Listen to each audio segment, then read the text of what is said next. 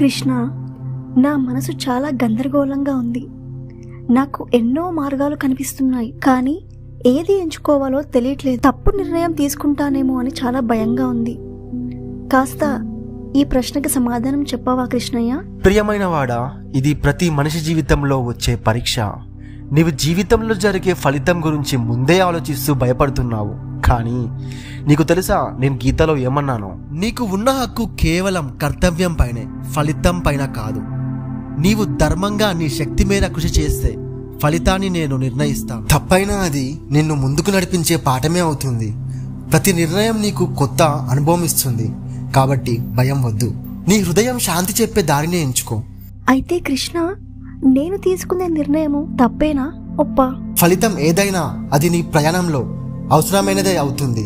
నీ భయం వదిలి నమ్మకంతో ముందడుగు వేయు. మిగతాదంతా